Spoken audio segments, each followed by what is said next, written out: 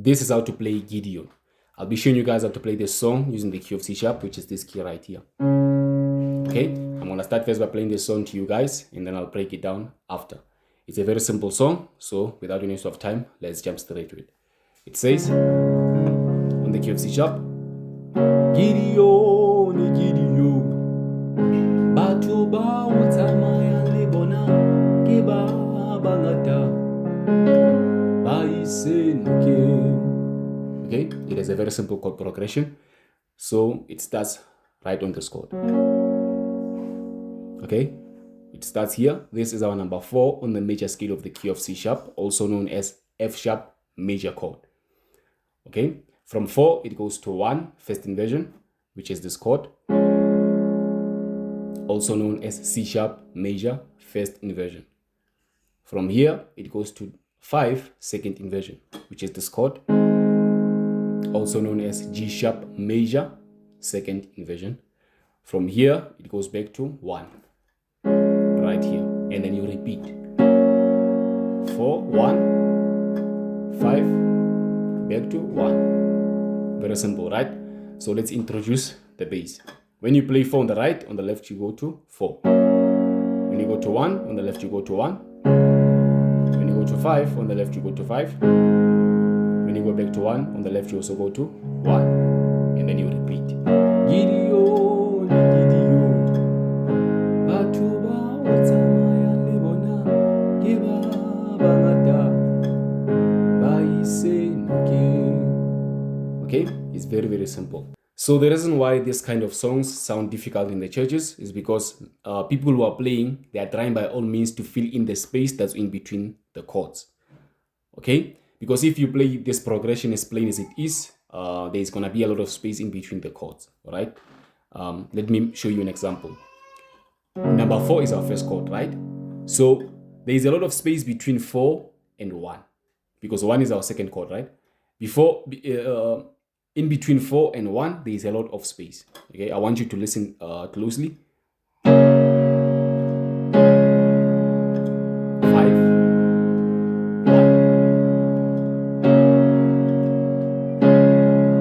Okay, it sounds boring. Okay, so how do we fix this? We fix this by adding the passing chords to our progression. Okay, remember our progression is 4, 1, 5, 1.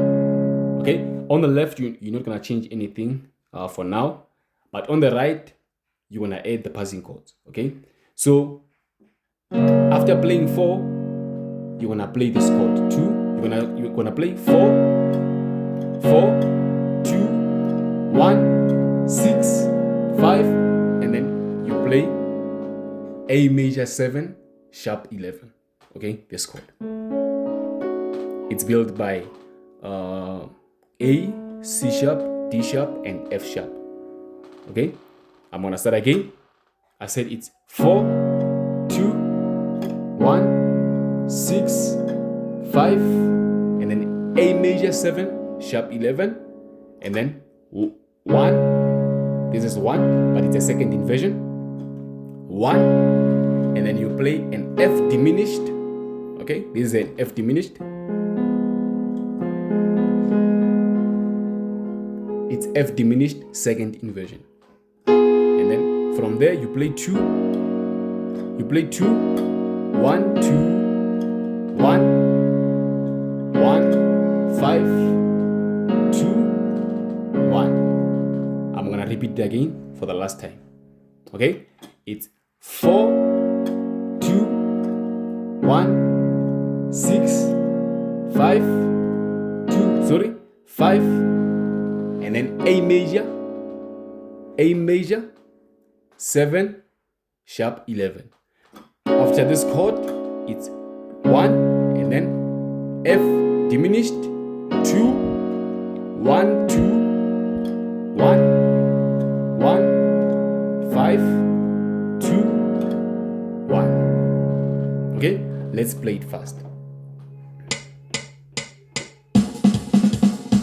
Okay, it's gonna be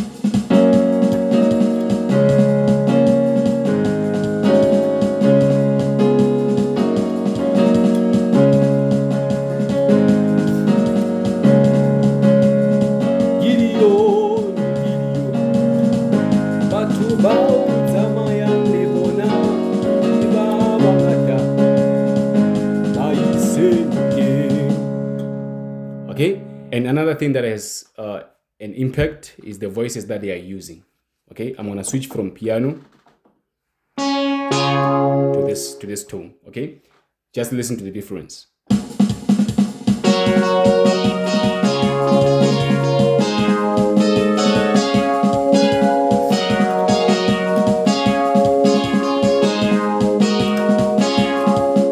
Okay, let me drop my octave to -1. Okay, and I'm gonna add split. Okay, I want you to hear what makes these songs sound difficult in the churches.